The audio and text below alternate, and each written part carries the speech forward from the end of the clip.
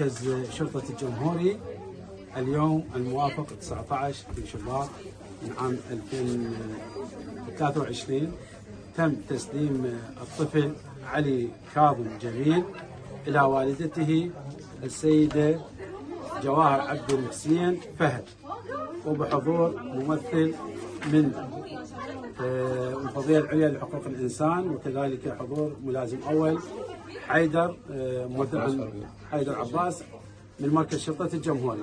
الآن كادر الخدج المعقم، مسؤول الخدج المعقم يقوم بتسليم الطفل علي بعد رقود فترة 6 أشهر في المستشفى، لكنه يهذه الإجراءات الإدارية والإجراءات القانونية.